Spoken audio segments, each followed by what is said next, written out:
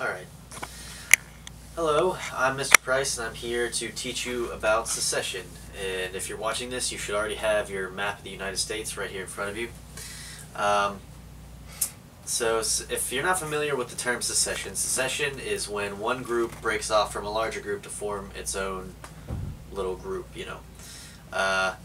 And this is what happened during the Civil War when the southern states seceded from the Union.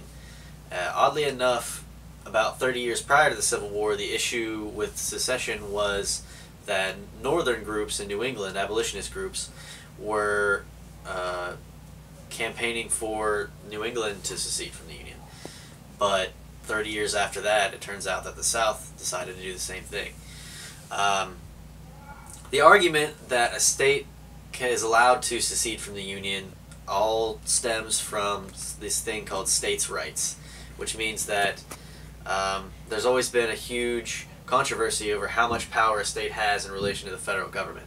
And some states, like South Carolina, have always believed that the state government comes before the federal government up until this time.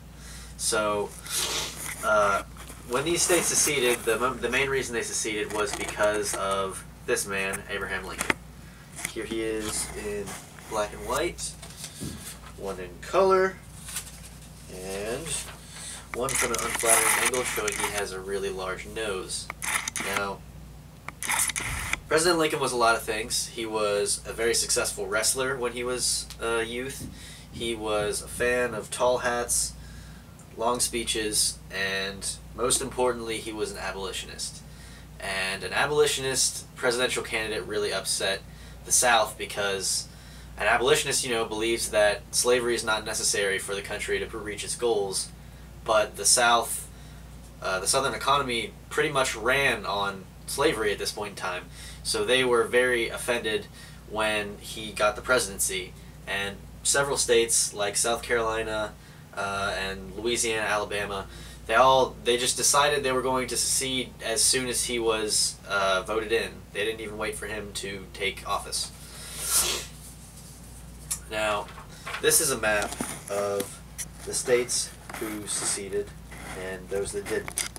In the red, you'll find the states who did not secede from the Union, and in the blue is the states who first seceded from the Union.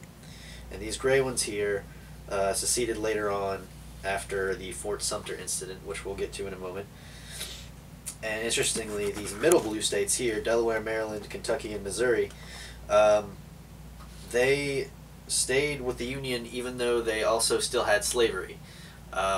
Lincoln's legislation against slavery was not that popular at first, and it did not have much sway in Congress until the middle of the Civil War. So slavery was still allowed in these parts of the Union where they were legal.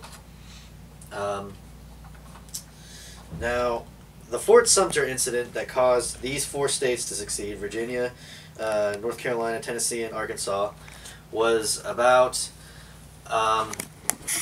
the Union Army in South Carolina. About 6 days after South Carolina seceded, they fled to a fort in Charleston Harbor called Fort Sumter. And Fort Sumter was a very well-fortified position, so the local militia couldn't attack the federal military in the area.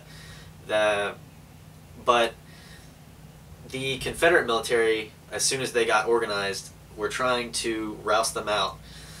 But they warned Abraham Lincoln that if he tried to resupply these troops, that it would cause war. And even though Lincoln didn't want to cause war, he still had to resupply these troops. So he sent his supplies into Boston Harbor on ships, and a few months after that, the Confederates decided that they had to take the fort by force. And that was the official start of the Civil War.